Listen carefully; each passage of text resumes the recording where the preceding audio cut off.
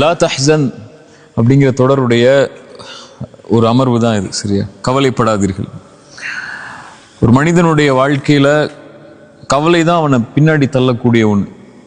முன்னாடி இருக்கக்கூடிய வாழ்க்கையை பார்க்க விடாம, நிகழ்காலத்தில் அவனை இருக்க விடாம, கடந்த காலத்தை பற்றியும் அந்த எண்ணங்களை பற்றியும் அவனுக்கு கொடுத்து அவனை பின்னாடி இழுக்கக்கூடியது கவலை தான். ரசூலுல்லாஹி ஸல்லல்லாஹு அலைஹி வஸல்லமுடைய ஹதீஸ்கள் அடிப்படையில் இமாம்கள் விளக்கம் சொல்லும்போது, கவலை ஷைத்தானுடைய ஒரு பெரிய ஆயுதம். அதை ஒரு முஃமினுக்கு ஒரு ஷைத்தான் கொடுக்க ஆரம்பிச்சிட்டான்னு சொன்னால், அதை ஏற்றுக்கொள்ள ஆரம்பிச்சிட்டான்னா அந்த முஃமின் ஒன்றும் அல்லாஹ்வை மறப்பான், அல்லது அவனுடைய வாழ்க்கையுடைய நோக்கத்தை மறந்து அவன் பயணிக்க ஆரம்பிப்பான். அதனால தான் அல்லாஹ் ரப்புல் ஆலமீன் அலா இன்ன அவுலியா அல்லாஹ் லா ஹவுஃபுன் அலைஹிம் வலா ஹும் யஹ்ஸனூன், இறை நம்பிக்கை கொண்டவர்கள் எதற்கும் பயப்பட மாட்டார்கள், வலா யஹ்ஸனூன், கவலை கொள்ள மாட்டார்கள்.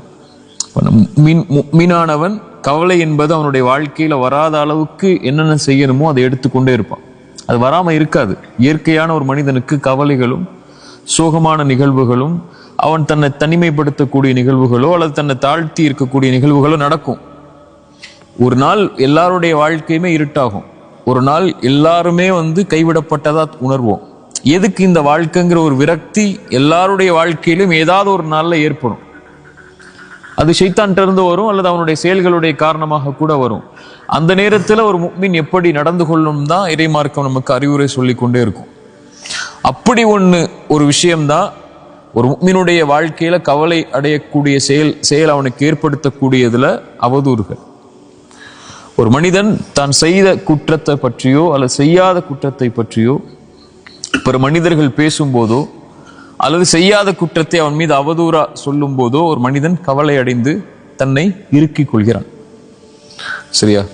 அல்லாஹ் ரப்புல் ஆலமீன் குர்ஆன்ல குறைஷிகள் காஃபிர்கள் ரசூலுல்லாஹி ஸல்லல்லாஹு அலைஹி வஸல்லம் அவதூறு சொல்லும் போது அவர்கள் கவலை அடைந்தாங்க. ஃபலா யஹ்ஸுனுக கௌலுஹும், அல்லாஹ்வுடைய தூதருக்கு சொன்னா, அவர்களுடைய வார்த்தைகள் நபியை உங்களுக்கு கவலை அடைய செய்ய வேணாம். நான் அறிந்தவன் வெளிப்படையானவை, மறைமுகமானவை என்னன்னு சொல்லி நீங்க அதை குறித்து கவலை அடையாதீர்கள் சொல்லி அல்லாஹ் ரப்புல் ஆலமீன் அல்லாஹ்வுடைய தூதருக்கே அறிவுரை சொல்லும் போது, மனிதர்களாகிய நாம் அல்லது சாதாரண மனிதர்களாகிய நமக்கும் இது மாதிரி நிகழ்வுகள் நம்முடைய வாழ்க்கையில நடக்கும். சரியா? அந்த நேரத்துல எப்படி நடந்து கொள்ளணுங்கிற விஷயத்தை குறித்து தான் இந்த சின்ன கொஞ்ச நேரம் தான். ரசூலுல்லாஹி ஸல்லல்லாஹு அலைஹி வஸல்லம் சொன்னாங்க, மனிதர்களில் சிறந்தவன் அல்லது முஃமின்களில் சிறந்தவர் யாருன்னா, மனிதர்களோட கலக்காம எந்த சோதனைகளுமே அனுபவிக்காம இருக்கிறவரை விட மனிதர்களோட கலந்து மனிதனோட இயல்பான சுபாகங்கள் எல்லாவற்றையும் அறிந்து கொண்டு தெரிந்து கொண்டு அவர்களோடு சேர்ந்து வாழ்ந்து கொண்டு அதில் அல்லாஹ்வை பயந்து அதில் வரக்கூடிய சோதனைகளை பொறுமையோடு சகித்துக் கொள்பவர் தான் ஒரு சிறந்த முஃமின் ஸல்லல்லாஹு அலைஹி வஸல்லம் சொன்னாங்க.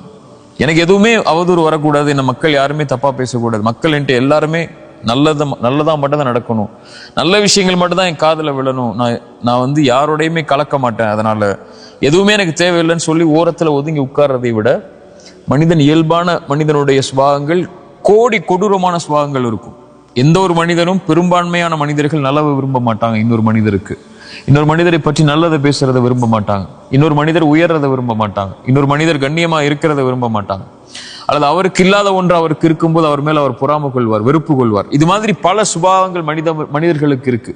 இந்த மனிதர்களோடு வாழ்ந்து கொண்டு அவர்களிடமிருந்து வரக்கூடிய சோதனையை அல்லாஹ்விற்காக யார் பொறுத்து கொண்டிருப்பாரோ அவர்தான் சிறந்த முஃமின் ரசூலுல்லாஹி ஸல்லல்லாஹு அலைஹி வஸல்லம் நமக்கு எடுத்து சொன்னாங்க. ரசூலுல்லாஹி ஸல்லல்லாஹு அலைஹி வஸல்லம் தோழர் அபூ தர்தா ரலியல்லாஹு அன்ஹு அவர்களிடத்துல ஒரு மனிதர் சொல்றாரு, அபூ தர்தா, நான் மனிதர்களோடு இருக்கிற சில நேரம் முள்ளா இருக்கு, முள்ளில்லாத பூக்களை போன்று என்னுடைய வாழ்க்கை இருக்கு. அவர்களோடு இருக்கும்போது சில நேரம் முள் மட்டும்தான் இருக்கு, பூவே இல்லை. என்ன சொல்ல வர்றாங்க? சில நேரம் நல்லா இருக்கு மனிதர்களோட வாழும்போது, சில நேரம் ஏண்டா வாழ்றோம்னு தோணுது. மேலும் சொன்னாங்க, அவர்களிடத்தில் நல்ல முறையில் நடந்து கொண்டால் நல்லா நடந்துக்கிறாங்க, நடக்கலன்னு சொன்னா அவ்வளவுதான், நீ இல்லாமே ஆகிறன்னு கூட நினைக்கிறாங்க. நல்லா நடந்தா நடப்பேன், நல்லா நடக்கலையா அவ்வளவுதான், இருக்கக்கூடாது அப்படிங்கிற சுபாவங்களை கூட மனிதர்களிடத்துல நான் பார்க்கிறேன். என்ன சொல்ல வர்றாங்க? மனிதர்கள் என் மேல கற்களையும் முற்களையும் கொண்டு நான் தாக்கிக்கிட்டே இருக்கிறாங்க, எப்படி நடந்து கொள்ளணும்னு கேட்கிறாங்க. அபூ தர்தா சொன்னாங்க, அவர்களிடத்தில் உன்னுடைய மானத்தை கடன் கொடுத்து விடு, அது உனக்கு வறுமையின் நாளில் உதவி செய்யும். நான் புரியுதா? தமிழ் சுத்த தமிழா இருக்கு, நிறைய பேர் புரியாது. அதாவது உன்னுடைய மானத்தை அவர்களிடத்துல கொடுத்துரு, அவங்க பேசட்டும். உன்னை பத்தி என்ன வேணாலும் அவங்க பேசட்டும், உன்னை பத்தி என்ன வேணாலும் அவங்க சொல்லட்டும், அதை விட்டுரு. ஆனால் வறுமைன்னு ஒரு நாள் வரும், அந்த நாள்ல உனக்கு அது உதவி செய்யும். ரசூலுல்லாஹி ஸல்லல்லாஹு அலைஹி வஸல்லம் ஹதீஸ் அடிப்படையில் அவங்க சொன்னாங்க. இதே அபூ தர்தா தான் இன்னொன்று சொன்னாங்க, மானம் என்பது அல்லாஹ்வுக்கு சம்பந்தப்பட்டது. ஒருவனை கண்ணியப்படுத்துறது யார்? நம்முடைய நம்பிக்கைப்படி அல்லாஹ். ஒருவனை இழிவுபடுத்துறது யார்? அல்லாஹ். அல்லாஹ்விடத்தில் ஒப்படைச்சது. உன்னை குறித்து ஒரு மனிதன் தவறாக பேசும்போதோ, உன்னை குறித்து ஒரு மனிதன் தீயதாக பேசும்போதோ, அல்லது உன்னோட ஒரு மனிதன் சண்டை போடும் போதோ, அல்லாஹ்விடத்தில் அதை ஒப்படைச்சிரு. ஒருவேளை அதில் உண்மை இருந்தால் அவர் பேசுவதில் அல்லாஹ்விடத்தில் நீ தௌபா செய்து கொள். தௌபா செய்து கொண்டு நீ பாவ மன்னிப்பு கேட்டதற்கு பிறகும் உன்னை பற்றி மனிதர்கள் தவறாக பேசினால் அது அல்லாஹ்விடம் இருந்து வரக்கூடிய சோதனை, அதில் பொறுமையாக இருந்தான். சுப்ஹானல்லாஹ், எவ்வளவு பெரிய அறிவுரை பாரு. ஒருவேளை நீ அவங்க உன் மேல அவதூறு சொல்லல, ஆனா உனக்கு அது அவதூறா தோணுது, அல்லது உன் மேல தவறுதல் சொல்றது உனக்கு பிடிக்கல அப்படின்னா, உனக்கு அல்லாஹ் எச்சரிக்கிறான் அவர்கள் மூலமாக, நீ தனிமையில் உட்கார்ந்து அல்லாஹ்விடத்திலே தௌபா செய்து கொள். அதற்கு மேலும் உன் மானம் கண்ணியம் இழக்கப்பட்டால் அது அல்லாஹ்விடம் இருந்து வரக்கூடிய சோதனை. பொறுமையோடு அல்லாஹ் அதிலிருந்து உனக்கு விடுதலை தருவான். அல்லது அல்லாஹ் உனக்கு அந்த இடத்தை விட்டு அந்தஸ்தை நீ விரும்பாத முறையில் அல்லாஹ் உன்னை உயர்த்துவான்னு சொன்னாங்க. அபூ தர்தாவுடைய இந்த ஹதீஸ் சொல்லக்கூடிய விஷயம் யாருடைய ஹதீஸ் அடிப்படையில் தான்? ரசூலுல்லாஹி ஸல்லல்லாஹு அலைஹி வஸல்லம் ஹதீஸ் அடிப்படையில் தான். யார்? மறுமையில் ஒரு மனிதன் நன்மைகளோடு பரம ஏழைன்னு ரசூலுல்லாஹி ஸல்லல்லாஹு அலைஹி வஸல்லம் கேட்கும்போது, ஒரு மனிதன் செல்வத்தோடு வசதியோடு இருப்பவன் பரம ஏழை இல்லை, அது இல்லாதவன் பரம ஏழை இல்லை. நாளைக்கு மறுமையில் ஒரு மனிதன் வருவான், அவன் மலைகளோட நன்மைகளை சுமந்து வருவான், ஆனால் அவனுக்கு பின்னாடி ஒரு கூட்டம் நிற்கும். அவங்க யார்? அவனை பற்றி புறம் பேசியிருப்பான், அவனுடைய மானத்தை பற்றி பேசியிருப்பான், அவன் மீது அவதூறு சொல்லி இருப்பான், அவனை பற்றி பின்னால் அவனுடைய மானத்தை பங்கப்படுத்தி இருப்பான், அவனுடைய கண்ணியத்திற்கு பங்கம் விளைத்திருப்பான். அதனால் அவனுடைய நன்மைகள் அவருக்கு பங்கு வைக்கப்பட்டு அவனிடத்தில் நன்மைகள் எதுவும் இல்லாத போது என்ன செய்யப்படும்? அவர்களுடைய பாவங்கள் அவன் மீது சுமத்தப்பட்டு நரகத்திலே அவன் தூக்கி வீசப்படுவான்.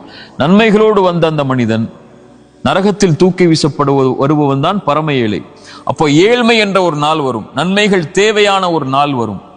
அந்த நாளில் அவர்கள் உன்னை பற்றி உலகத்திலே பேசிய அந்த காரியங்கள், நீ மானத்தை அவர்களுக்கு கொடுத்துட்டல்ல கடனா, அவங்க பேசட்டும், அது உனக்கு அந்த நாளில் அது உதவி செய்யும்னு சொன்னாங்க. அதனாலதான் பிறரை பற்றி பேசும்போது நம்மளுடைய நாவுகளுக்கு அல்லாஹ்வுடைய அச்சத்தை கொடுக்கணும். சஹாபாக்கள் ஒருவர் சொன்னார், அவருடைய சஹாபியோட பேர் தெரியல, நீ யாரை பற்றியாவது பேச வேண்டும் என்றால் முதலாவது உன் தாய் தந்தையை பற்றி பேசு பிறரிடத்தில். ஏனென்றால் உன் நன்மை ஒருவருக்கு கொடுக்கப்படுவதற்கு தகுதி உள்ளதாக இருந்தால் அது ஒரு தாய் தந்தை தான். நீ ஒருத்தரை பத்தி பேசும்போது உன் நன்மையை கொடுக்கிற, நீ செஞ்ச நன்மைகளை கொடுக்கிற, நீ செஞ்ச துவாக்களை கொடுக்கிற, நீ செஞ்ச தொழுகையை கொடுக்கிற, உம்ராவை கொடுக்கிற, ஹஜ்ஜை கொடுக்கிற, செஞ்ச தான தர்மங்களை கொடுக்கிற. அல்லாஹ் நீ பேசினதுக்கு இது அப்படின்னு எடுக்க மாட்டான். அல்லாஹ் மொத்த தொழுகையை தூக்கி கொடுத்துருவான், மொத்த ஹஜ்ஜை தூக்கி கொடுத்துருவான், மொத்த உம்ராவை தூக்கி கொடுத்துருவான். அல்லாஹ்விடத்தில் நன்மைகளுக்கு என்ன மதிப்பு இருக்கு? அல்லாஹ்விடத்தில் அந்த செயலுக்குரிய பாவத்திற்குரிய மதிப்பு தான் இருக்கு. எவ்வளவு நன்மை செஞ்சாலும் அல்லாஹ்வுக்கு என்ன கிடைக்க போகுது? இல்ல எதுவும். அல்லாஹ்வுக்கு தேவை அவனுடைய ஈடு கிடைக்கணும். அந்த ஈடுக்கு பகரமாக எதை வேண்டுமானாலும் அல்லாஹ் கொடுப்பான். அதுவும் மானம் என்பது அல்லாஹ்விடத்தில் பாதுகாக்கப்பட வேண்டிய ஒரு விஷயம். ரசூலுல்லாஹி ஸல்லல்லாஹு அலைஹி வஸல்லம் இந்த நாளை விட, இந்த வீட்டை விட, இந்த ஊரை விட ஒரு மீனுடைய மானம் மேலானதுதான் அரஃபாவுடைய நாள்ல. ரசூலுல்லாஹி ஸல்லல்லாஹு அலைஹி வஸல்லம் சொன்ன அந்த மானம், அது ஒருவனுக்கு பங்கம் வைக்கப்படும் போது அல்லாஹ் தொழுகையோ ஹஜ்ஜையோ ஜக்காத்தையோ ஏன் பார்க்க போறான்? அவன் இடத்துல இருக்கா இல்லையான்னு சொல்லி. சரியா? ரசூலுல்லாஹி ஸல்லல்லாஹு அலைஹி வஸல்லம் உடைய அந்த ஹதீஸ் அடிப்பில் அபூ தர்தா சொன்னாங்க, உன்னுடைய மானத்தை கொடுத்து விட அவர்களிடத்தில், அவர்கள் உனக்கு நன்மையாக நாளை மறுமையில் தருவார்கள் நீ ஏழ்மையில் இருக்கும் போது. அதை குறித்து கவலைப்படாதே, உன் அல்லாஹ்விடத்தில் விட்டு நீ பாவம் செய்திருந்தால் அல்லாஹ்விடத்திலே தௌபா செய்து கொள். போன லா தஹ்சன்ல சொல்லியிருப்பேன், மனிதர்களிடத்திலே நாம பார்க்கிறது அவங்களுடைய பாவங்களை மட்டும்தான். ஒரு மனிதன் உண்மையாவே தவறு செய்யறான், அவன் மேல மக்கள் விமர்சனம் செய்யறாங்கன்னு சொன்னால் நம்ம பார்க்கறது அவன் என்ன பாவம் செஞ்சான்னு சொல்லிதான். நமக்கு தெரியாத ஒன்று, அவன் அல்லாஹ்விடத்தில் அதுக்குரிய பாவ மன்னிப்பை பெற்றானா இல்லையா என்றுதான். எல்லாருமே பாவம் செய்யக்கூடியவங்க தான். ஒருத்தர் மேல குற்றச்சாட்டை வைக்கிறோம்னா அந்த குற்றம் இல்லாத பல குற்றங்கள் நம்மள்ட்ட இருக்குல்ல. அப்ப அந்த குற்றத்தை பத்தி பேசுறதை நம்ம விரும்ப மாட்டோம். பட் நம்ம அவருடைய குற்றத்தை பத்தி பேசுறோம். இப்ப நமக்கு தெரியாது அவர் அந்த பாவத்திலிருந்து விடுதலை பெற்று விட்டாரா, அல்லாஹ் அதை மன்னித்து விட்டானா, அல்லது அவர் அதை பாவ மன்னிப்பாக கேட்கவில்லை என்றாலும் அவருக்கு இருக்கக்கூடிய நன்மைகளை கொண்டு அல்லாஹ் அவரை பொருந்திக் கொள்வானா இல்லையான்னு கூட நமக்கு தெரியாது. சரியா? நமக்கு என்ன, மனிதனை பார்க்கும்போது அவன் என்ன பார்க்கறான் வெளிப்படை, அவ்வளவுதான். அதை வச்சு மட்டும்தான் நம்ம பேசுவோம். வேற எதை பத்தியும் நம்ம பேச மாட்டோம். அவருக்கு தாடி இல்லைங்கிறது மட்டும் தான் நம்மளுடைய பேச்சா இருக்கும். அவன் அந்த பொண்ணு ஹிஜாப் போடலைங்கிறது மட்டும் தான் நம்மளுடைய பேச்சா இருக்கும். ஆனா அவர் தாடி இல்லாமவே அல்லாஹ் அவரை மன்னிச்சு சொர்க்கத்தை கொடுப்பானா நமக்கு தெரியுமா? தெரியாது. நம்ம அதை குறித்து மட்டும்தான் பேசுவோம். அல்லது அவருடைய இயல்மை என்ன, அவருடைய நிலைமை என்ன, ஏன் அவர் அதை செய்தார், எதற்காக செய்தார், எப்படி செய்தார், எதுவுமே நமக்கு தெரியாது. நம்முடைய பார்வையில் பாவங்கள் மட்டும்தான் இருக்கும். நான் சஹாபாக்களுடைய பார்வையில் ரசூலுல்லாஹி ஸல்லல்லாஹு அலைஹி வஸல்லம் நிலைநிறுத்த விரும்பினது எப்போதும் பாவ மன்னிப்பு. அவர் அல்லாஹ் இடத்துல யாருன்னு நமக்கு தெரியாது, அவரை பத்தி பேசாதன்னா. ஒரு தோழர் மது குடிக்கிறார், தண்டனை கொடுக்கப்படுது. சஹாபாக்கள் ஒருத்தர் சொல்றார், நாய் அடி படுற மாதிரி அவர் பட்டுட்டு இருக்கிற, திரும்ப திரும்ப இதே பாவத்தை செஞ்சுட்டுன்னு சொல்லி சொன்னாங்க, லா தலஅனு, அவரை சபிக்காதீர்கள், அவர் அல்லாஹ்வையும் ரசூலையும் நேசிக்கக்கூடியவர்னு சொன்னாங்க. புரியுதா? ரசூலுல்லாஹ் சொல்ல விரும்பினது என்ன? உங்களுக்கு தெரியாது, அவர் செஞ்ச பாவம் தான் உங்களுக்கு தெரியும். அவர் அல்லாஹ்விடத்துல இந்த பாவம் அல்லாத எத்தனை நன்மைகளை செஞ்சு மேல வந்திருக்காரு நமக்கு தெரியாது இல்ல. விபச்சாரம் செஞ்ச அந்த பெண்ணு தான் உங்களுக்கு தெரியும். அந்த விபச்சாரம் செஞ்ச பெண், அந்த விபச்சாரியா இருக்கக்கூடிய ஒரு பெண் நாய்க்கு தண்ணி கொடுத்ததுனால அல்லாஹ் சொர்க்கத்தை கொடுத்தான்னு உங்களுக்கு தெரியாதுல்ல சொல்ற வரைக்கும். அது என்னைக்கு ஒரு நடந்த சம்பவம் தானே. ரசூலுல்லாஹ் அந்த விஷயத்தை சொன்னதுனால தானே அந்த பெண்ணுக்கு சொர்க்கம் கிடைச்சிச்சுன்னு உங்களுக்கு தெரியும். இப்ப அது மாதிரி எத்தனையோ பாவம் செஞ்ச மனிதர்களுக்கு அல்ல எத்தனையோ சொர்க்கத்தையும் அவனுடைய அந்தஸ்தையும் அல்லாஹ் உயர்த்தி இருக்கும் போது நீங்க எப்படி அவங்கள பத்தி பேச முடியும்? ஆயிஷா ரலியல்லாஹு அன்ஹா அவமானப்படுத்தப்பட்டாங்க இல்லையா? பெரிய ஒரு எலி சொல் அவங்க மேல போடப்பட்டுச்சு. என்ன எலி சொல்? நபியுடைய மனைவி வெளிப்படையா சொல்லணும்னா விபச்சாரம் செஞ்சதாக ஒரு அவதூறு கிளம்புச்சு. ரசூலுல்லாஹி ஸல்லல்லாஹு அலைஹி வஸல்லம் நம்பல.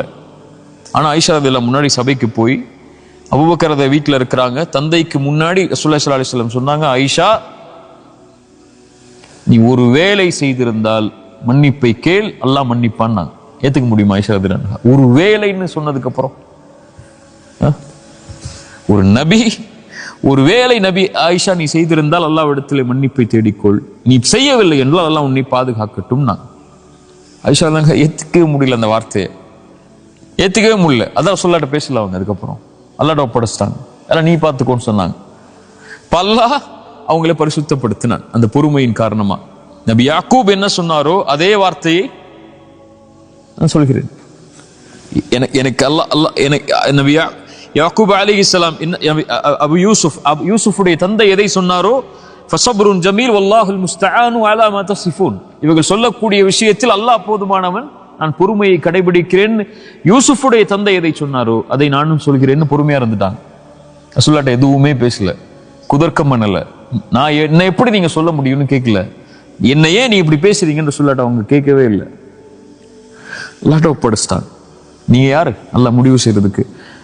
பாம்பு இல்ல, நீங்க யார் முடிவு செய்யறதுக்கு? அல்லாஹ் போதுமானவன் சொல்லிட்டாங்க. அல்லாஹ் வசனம் இறக்குனா அந்த வசனங்கள் தான் நமக்கு இன்னைக்கு உள்ள பாடம். அல்லாஹ் சொல்றான் பாருங்க, இன்னல்லதீன ஜாஉ பில் உஃப்கி, குர்ஆன் எடுக்கிறேன், இன்னல்லதீன ஜாஉ பில் உஃப்கி உஸ்பத்தும் மின்கும். இந்த மாதிரி ஆயிஷா ரலியல்லாஹு அன்ஹா மேல அவதூறு சொன்னவங்க உங்களுடைய கூட்டத்தில் உள்ளவங்க தான். லா தஹ்சபூஹு ஷர்ரன் லக்கும், அது உங்களுக்கு எந்த தீமையும் கிடையாது. ஒருத்தர் உங்களை பத்தி அவதூறு சொல்றதுனால அல்லாஹ் உங்களுக்கு தீயது கொடுக்க போறது இல்லை. நீங்க செஞ்ச பாவத்தையோ அல்ல நீங்க செஞ்ச பாவத்தை பத்தி பேசுறதுனாலயோ அல்லது செய்யாத பாவத்தை பத்தி பேசுறதுனாலயோ அல்லாஹ் அவருடைய வார்த்தைகளை கொண்டெல்லாம் யாரையும் கணக்கிட போறது இல்லை. இவன் உன்னை பேசுறான் அதனால நீ ஏன் பேசுறான் இவன் சொல்லி அல்லாஹ் நாளைக்கு மறுமையில கூப்பிட்டு கேட்க போறது இல்லை. அவனுக்கு தெரியும் அது பாவமா அல்லது நீங்க ஏன் செஞ்சீங்க, எதுக்கு செஞ்சீங்க, அது செய்யலையான்னு சொல்லி. அல்லாஹ் அதை பத்தி கேட்க போறது இல்லை. பல் ஹுவ கைருல் லக்கும், அது உங்களுக்கு தான் நலவு. ஏன் நலவு? அவங்க யாருன்னு நீங்க தெரிஞ்சுக்கலாம். மனிதர்கள் யாருன்னு நீங்க தெரிஞ்சுக்கலாம். எல்லா மனிதர்களும் உங்க பின்னாடி நலவு செய்யக்கூடியவங்க இல்லை, நலவு நினைக்கக்கூடியவங்க இல்லை. இல்ல மாஷா அல்லாஹ் பாதுகாத்தவர்களை தவிர. மனிதர்களுடைய இயல்பு அது. பல் ஹுவ கைருல் லக்கும், அது உங்களுக்கு புரிய வைக்கும் அல்லாஹ் யாருன்னு. உங்க உடன் இருக்கக்கூடியவர்கள் கூட உங்களை பத்தி தப்பா பேசலாம். உங்க கூட பிறந்த தம்பி பேசலாம், மனைவி பேசலாம், உங்க குழந்தைகள் பேசலாம், உங்களோட தாய் தந்தை கூட பேசலாம். உங்களுக்கு அது புரிய வைக்கும். இதான் யதார்த்தம், இதான் வாழ்க்கை. உங்களுக்கு அல்லாஹ் மட்டும்தான் தீர்வு. உலகத்தில் எல்லா மனிதர்களுடைய இயல்பும் அதுதான். மனிதனா பிறந்தவனே குறைவுபட்டவன் தான். இதுல பல் ஹுவ கைருல் லக்கும் லிகுல்லி இம்ரிஇன் மின்ஹும் மக்தஸப மினல் இஸ்ம். அவங்க செஞ்ச பாவம் என்னவோ அதை அவங்க பெற்றுதான் தீருவாங்க அந்த பேசினதுனால. வல்லதி தவல்லா கிப்ரஹு மின்ஹும் லஹு அஸாபுன் அஸீம். யார் இதில் பெரும்பான்மையாக பங்கு கொண்டாரோ அந்த விஷயத்துல, ஐஷாவோட கூடிய விஷயத்துல, அல்லாஹ் அவர்களுக்கு மகத்தான தண்டனையை கொடுப்பான். லவ்லா இது சமிஅதுமூஹு ظنல் முஃமினூன வல் முஃமினாத்து பிஅன்ஃபுஸிஹிம் கைரன். இதுக்கெல்லாம் தஃப்சீர் சொல்றதுக்கெல்லாம் எப்படி இந்த நேரம் பத்தும் தெரியல. ஒரு முஃமினான ஆண் மேல, முஃமினான ஒரு பெண் மேல இப்படி சொல்லப்படும் போது, அல்லது முஃமினானவர்கள் மேல சொல்லப்படும் போது, முஃமினாக இருக்கக்கூடிய ஆண்களும் பெண்களும் தங்களுக்கு நலவை அவர்கள் விரும்பி இருக்க வேண்டுமே அல்லாஹ் சொல்றான். என்ன சொல்லியிருக்கணும்? ஆயிஷா ரலியல்லாஹு அன்ஹாக்கு தான் நீங்க நலவை விரும்பி இருக்கணும் அல்லாஹ் சொல்லியிருக்கணும். பிஅன்ஃபுஸிஹிம் கைரன், தங்களுக்கு அவர்கள் நலவை விரும்பி இருக்க வேண்டுமே என்று அல்லாஹ் ஏன் சொல்றான்? ஒரு முஃமின் தன்னை பற்றி பிறர் பேசுவதை விரும்பாத போது அதேதான் அவன் பிறருக்கும் விரும்புவான். புரியுதா? அதை நீங்க செஞ்சிருக்கணும்ல. என்ன செஞ்சிருக்கணும்? அல்லாஹ் அடுத்தடுத்த வசனங்களை சொல்றான். வலவுலா இது சமிஅதுமூஹு குல்தும் மா யகூனு லனா அன் நதகல்லம பிஹாதா. இதை குறித்து பேசுவதற்கு நமக்கு என்ன இருக்கு? நீங்க விலகி இருக்கணுமா இல்லையா? அவர் செஞ்ச பாவம் அல்லாஹ் இடத்துல, அல்லாஹ் அவரை பரிசுத்தப்படுத்தும் ரசூலுல்லாஹ் சொன்னதுக்கு அப்புறம் நம்ம எப்படி இதுல கலந்து கொள்ள முடியும்? நீங்க விலகி இருக்கணுமா இல்லையா? இத்தலக்கௌனஹு பிஅல்சினதிக்கும் வதகூலூன பிஅஃவாஹிக்கும் அஃப்வாஹிக்கும் மா லைஸ லக்கும் பிஹி இல்முன் வதஹ்சபூனஹு ஹய்யினன் வஹுவ இன்தல்லாஹி அஸீம். நாவுகள் வெளிதா உங்களுக்கு அதை பேசுது. ஒருத்தரை பத்தி பேசும்போது உங்களுடைய வாய்கள் வெளிப்படையாத சொல்ல ஆரம்பிக்குது. அதுக்குரிய எந்த அறிவும் இல்லாம, எந்த ஞானமும் இல்லாம, தஹ்சபூனஹு ஹய்யினன், ரொம்ப லேசா எடுத்துக்கிட்டீங்களா ஒருவரை பத்தி பேசுறத? வஹுவ இன்தல்லாஹி அஸீம், அல்லாஹ்விடத்தில் அது மகத்தானது. நான் இப்போ சொல்றதா, ஒருவர் செய்த பாவம் மன்னிப்புடைய அங்கீகாரம் அல்லாஹ்விடத்தில் கிடைச்சதுக்கு அப்புறம் அந்த பாவத்துக்காக அவர் யாராகுவார்? அல்லாஹ்விடத்தில் அங்கீகரிக்கப்பட்ட நேசராகுவார். பாவத்திலிருந்து விலகி அல்லாஹ்விடத்தில் தானே ஒப்படைச்சவர் யாராகுவார்? அவருடைய பாவ மன்னிப்பு அவருக்கு கிடைக்குதா இல்லைன்னு நமக்கு தெரியாது. ஆனா அவர் அதுல இருந்து விலகிறதுடைய காட்சிகள் நமக்கு தெரியும். அப்படி இருந்த பிறகும் நீங்கள் அவர்களை பற்றி பேசினால், மன் ஆதாலி வலியன் ஃபகத் ஆதன்துஹு பில் ஹர்ப், அல்லாஹ்வுடைய நேசருக்கு நோவினை செய்பவர் யாரோடு போர் செய்வார்? அல்லாஹ்வோடு. வதஹ்சபூனஹு ஹய்யினன், இறைநம்பிக்கை கொண்டு ஒரு முஃமினை பற்றி நீங்க பேசுறத சாதாரணமா எண்ணிக்கிட்டீங்களா? இல்ல.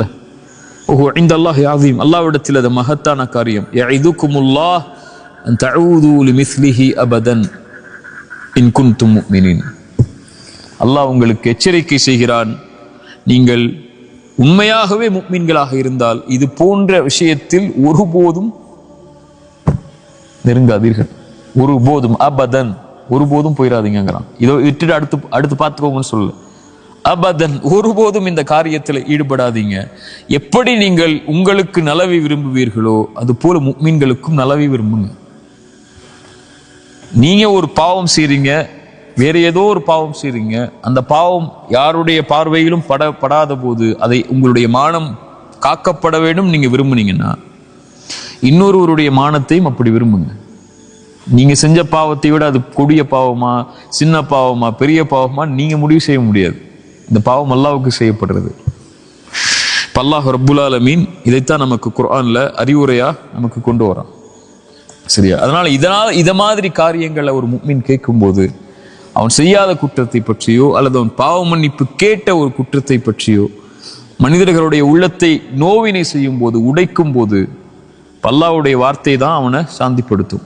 அல்லாஹ் ரப்புல் ஆலமீன் நபிக்கு சொன்னதுதான், وَلَقَدْ نَعْلَمُ أَنَّكَ يَضِيقُ صَدْرُكَ بِمَا يَقُولُونَ فَسَبِّحْ بِحَمْدِ رَبِّكَ وَكُن مِّنَ السَّاجِدِينَ. நபியே, இவங்களுடைய வார்த்தையால் உங்களுடைய உள்ளம் நெருக்கமாவதை நான் அறிகிறேன். அல்லாஹ்விடத்துல சுஜூதுல விழுந்துருங்க, அல்லாஹ்வை புகழ்ந்துருங்க. வஅ்புத் ரப்பக ஹத்தா யஅதியகல் யகீன், அல்லாஹ்வை தொடர்ச்சியா வணங்கிட்டே இருங்க மரணம் வரைக்கும். ஒரு தவறு செய்றீங்க, தவறுலேருந்து திருந்துட்டீங்க, மக்கள் அதை பத்தி பேசுறாங்க, அதோட உங்க வாழ்க்கை முடிய போறது இல்லை அந்த தவறோட.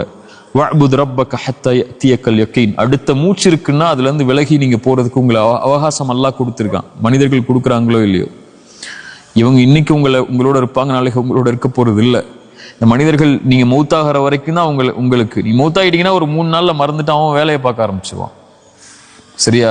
உங்க மனைவி எல்லாம், உங்களுடைய குழந்தை எல்லாம், உங்களுடைய பெற்றோர் எல்லாம் யாராக இருந்தாலும் ஒரு 10 நாள் உங்களை ஞாபகப்படுத்துவாங்களா, அல்லது என்னைக்காவது உங்க பிறந்த நாள் வரும்போதோ, உங்க ட்ரெஸ்ஸை பார்க்கும்போதோ, அல்லது உங்களுடைய இதை பார்க்கும்போது ஞாபகம் வரும். ஒரு 30 வருஷம் போயிருச்சுன்னா அவ்வளவுதான். நான் சொல்ற மாதிரி தான். ஒரு 100 வருஷம் போயிருச்சுன்னா நீங்க வாழ்ந்த அடையாளமே இருக்காது. 200 வருஷம் போயிடுச்சுன்னா நீங்க யாருன்னே இந்த உலகத்துக்கு தெரியாது. போன 100 வருஷத்துக்கு முன்னாடி எத்தனை பேர் பாவம் செஞ்சாங்க நமக்கு தெரியுமா? யார் யார் பாவம் செஞ்சா? நம்ம குடும்பத்தில் எத்தனை பேர் பாவம் செஞ்சிருப்பாங்க ஏதாவது தெரியுமா? நமக்கு நம்முடைய முன்னோர்கள் எவ்வளவு பாவம் செஞ்சிருப்பாங்க தெரியுமா? யாராவது பத்தி எதுவுமே தெரியாது. 100 வருஷத்துக்கு அப்புறம் நம்மளை பத்தி பேசவே மாட்டாங்க. இங்க 5 நிமிஷத்துக்கு அப்புறமே நம்மளை பத்தி பேச மாட்டாங்க. அவ்வளவு பிரச்சனை இருக்கு ஒவ்வொருத்தருக்கும். அதனால நீங்க மற்றவர்கள் பேசுவதை குறித்து உங்களுடைய உள்ளத்தை நெருக்காதீங்க. அல்லாஹ்ட்ட ஒப்படைச்சிருங்க, அமைதியா இருந்துருங்க. அல்லாஹ் உங்களை பாதுகாத்து கொண்டே இருப்பான் அவனிடத்தில் நீங்க போயிட்டீங்கன்னா. சரியா? இது மாதிரி காலம் உலகத்துல எல்லாருக்கும் வரும். அந்த இருள் வாழ்க்கையில் என்னைக்காவது ஒரு நாள் சூழும். இந்த உலகம் நமக்கு புரிய ஆரம்பிக்கும், மனிதர்கள் புரிய ஆரம்பிப்பாங்க, மனிதர்களுடைய நடவடிக்கைகள் புரிய ஆரம்பிக்கும், மனிதர்களுடைய உண்மை முகங்கள் புரிய ஆரம்பிக்கும். மனிதன் பின்னாடி எப்படி நடந்துப்பான், முன்னாடி எப்படி நடந்துப்பான், அவனுடைய வார்த்தைகள் எப்படி இருக்கும், முன்னாடி பின்னாடி எப்படி இருக்கும், உங்களுக்கு நலவு விரும்புவானா இல்லையா, உங்க கண்ணியத்தை மனிதர்கள் பாதுகாப்பார்களா இல்லையா, இப்படி எல்லாமே உங்களுக்கு ஒரு நாள் புரிய வரும். இப்ப எல்லாமே கைவிடப்பட்டுட்டோங்கிற நிலைமைக்கு நீங்க யோசிக்க ஆரம்பிப்பீங்க. இப்படித்தான் இந்த வாழ்க்கை இருக்குமா, எதுக்கு இந்த வாழ்க்கை, எதுக்கு இந்த மனிதர்களுக்காக, இந்த மனிதர்களோட நான் வாழணுங்கிற ஒரு எண்ணம் கூட உங்களுக்கு ஏற்படும். அப்ப இந்த குர்ஆனுடைய வசனம் உங்களுடைய உள்ளங்கள்ல வரணும். வஹுவ மஅக்கும் ஐனமா குன்தும். எங்க நீங்க இருந்தாலும், எந்த சூழ்நிலையில இருந்தாலும், எந்த மனிதர்கள் உங்களை கைவிட்டாலும், இந்த உலகமே உங்களை அங்கீகரிக்கவில்லை என்றாலும், அல்லாஹ் உங்களோடு தான், உங்களுடைய நிலைக்காகத்தான் அல்லாஹ் உங்களோட இருப்பான். வஹுவ மஅக்கும் ஐனமா குன்தும். எங்க இருந்தாலும், எந்த சூழ்நிலையில் இருந்தாலும் அல்லாஹ் வந்துருயா அல்லான்னு கேட்டா போதும். அல்லாஹ் நான் இயலாதவன், என்னிடத்துல வந்துரு, உன்னிடத்துல வர ஆசைப்படுறேன் அப்படின்னு நீங்க சொல்லிட்டா போதும். என்னை தனிமையில் நினைவு கூர்ந்தால் அவர்களை நானும் தனிமையில் நினைவு கூறுகிறேன். அவ்வளவுதான். ரப்பே நான் உன்னை அழைக்கிறையா அல்லாஹ், உன்னிடத்துல வர்றையா அல்லான்னு சொல்லிட்டா போதும். நீங்க சொல்ல வேணாம், மனசுல நினைச்சா போதும், அல்லாஹ் உங்களை நினைவு கூர்ந்து விடுவான். அவ்வளவுதான். நீங்கள் ஒரு கூட்டத்தில் நினைவு கூர்ந்தால், நீங்கள் உங்களை விட கண்ணியமான ஒரு கூட்டத்தில் அல்லாஹ் உங்களை நினைவு கூறுவான். நீங்கள் நடந்து வந்தால் அல்லாஹ் விரைவாக உங்களை நோக்கி வருவான். அவ்வளவுதான். அல்லாஹ் நம்மளை அங்கீகரிச்சா போதும். இந்த உலகத்துல யாருடைய அங்கீகாரமும் நிரந்தரம் அல்ல. இன்னைக்கு புகழக்கூடிய மனிதர்கள் நாளைக்கு இகழ்வாங்க, இன்னைக்கு இகழக்கூடிய மனிதர்கள் நாளைக்கு புகழ்வாங்க. இன்னைக்கு கெட்டவன் சொல்ற மனிதன் நாளைக்கு நல்லவன் சொல்லுவான், நாளைக்கு நல்லவன் சொல்லக்கூடிய மனிதன் அடுத்த நாள் கெட்டவன் சொல்லுவான். இதுக்கு பின்னாடியே நீங்க போய்கிட்டே இருந்தீங்கன்னா கடைசி வரைக்கும் வாழ்க்கை இவங்க பின்னாடி தான் இருக்கும். என்ன அல்லாஹ் அங்கீகரிச்சா போதும், அவனுடைய அங்கீகாரம் எனக்கு இருந்தால் போதும்னு என்னைக்கு நீங்க முடிவெடுக்கிறீங்களோ அன்னைக்குதான் வாழவே ஆரம்பிப்பீங்க. அது வரைக்கும் மனிதர்களுக்காகத்தான் வாழ முடியும். அங்கீகாரம் அல்லாட்ட தான், அவன்கிட்ட தான் என்னுடைய வாழ்க்கைன்னு முடிவெடுத்து இதெல்லாம் தூக்கி எறிஞ்சிட்டு, ரப்பே நீ அங்கீகரிச்சுக்கோ, நான் தப்பு செஞ்சா உங்ககிட்ட வர்றேன், நீ மன்னிச்சிரு. அல்லது மனிதர்களுக்கு நான் தப்பு செஞ்சா நான் அவன்கிட்ட போய் மன்னிப்பு கேட்கிறேன், மன்னிச்சிருதான்னு சொல்றேன். அவ்வளவுதான் முடியும் என்னால. அவன் கல்பை திறந்து என்ன மன்னிக்க வைக்க முடியாது. எல்லாம் நான் கேட்டேன், எல்லாம் மன்னிப்பு, மனம் திருந்தி அவரிடத்திலே மன்னிப்பு கேட்டேன், அவருக்கு நான் அநீதம் செய்திருந்தால். அல்லது நான் உங்ககிட்ட செஞ்சிருந்தால் நான் உன்கிட்ட மன்னிப்பு கேட்கிறேன், என்னை ஏற்றுக்கொள் எல்லாம் தான் சொல்றேன் நீங்க சொன்னா போதும். அல்லாஹ்வுடைய அங்கீகாரத்தை மட்டும் விரும்பி வாழ்க்கையில பயணித்தாலே லா தஹ்சன். இதுக்குரிய கவலைகள் எதற்கும் நமக்கு தேவையில்லை. ஜஸாக்குமுல்லாஹ் கைர்.